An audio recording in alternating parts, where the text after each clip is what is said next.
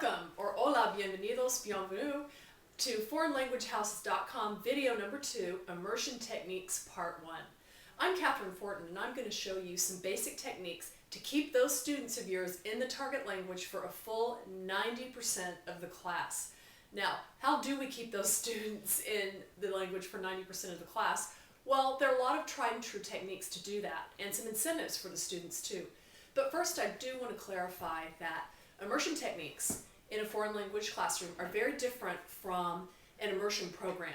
Full-day immersion programs where 8 hours of the day is spent in the target language, like a French lycée, or partial immersion, which is really common in Mexico and Latin America, where half the day is spent in the target language and half in the home language. What we're doing is for the standalone foreign language class, where your students come to you, maybe every day, maybe just a few times a week for 30 to 45 minutes, maybe longer if you're on an A-B block schedule, but most of their school and their life is definitely in their home language. We're doing immersion techniques, and here we go.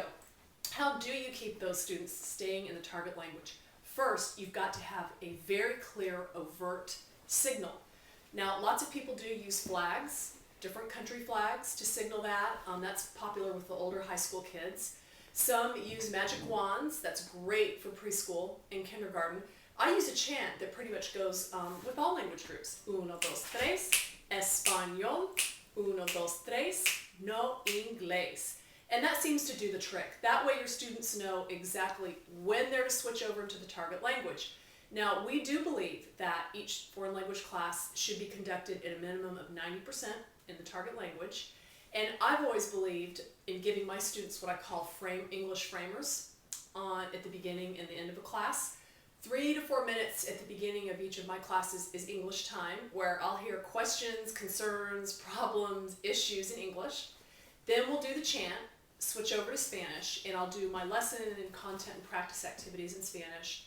I do give 3 to 4 minutes at the end of my class in English so I can clarify those problems, issues, situations, and assign homework if that's age appropriate. But we do believe you need to have that nice solid block with no code switching, home language to target, and back and forth. That really confuses your learners. Anyway, students need incentives to stay in that target language. Let's start at the beginning. Younger ones love stickers, and these are in Spanish. Especial, bien hecho. As you move on up the continuum, and even some of the older kids, I give out real tickets. I buy at party stores for great participation, attitude, preparedness. And the person with the most tickets at the end of the week gets a prize, like a homework pass, a few extra points, maybe even a piece of candy. If you want to practice numbers and money, you can give out money, and isn't this awfully fun, to see who has the most dólares at the end of class. But the kids do need an incentive. They need a purpose for staying in the language. The older you go, the more strict we found that you need to be. And when you get to the secondary levels in high school, participation grades really work well as daily points the students earn or maybe even lose for not using the target language. Having target language survival phrases is very important so that the students can use these as much as they want whenever they want. And if you have these posted, they will stay in the language for much longer. Introducing all vocabulary with pictures is well known and accepted to keep people in the target language, like so. And even using just graphic organizers like a great Venn diagram for comparisons, contrasts in the target language are wonderful. Show me boards, where I can answer, si puedes, or student can write me a request. And even good old-fashioned realia, el pie, la boca. The kids really love these. I end up finding most of my supplies at orientaltrainingcompany.com or at party stores. And it's so important for you to stay in that target language. Remember, you need to give students incentives that are age appropriate. They need to be accountable for staying in the target language, and you need to give them visual and multisensory support so that they don't feel too much stress. Now, be careful of using rapid-fire native pace the whole time because your students will go into what we call submersion.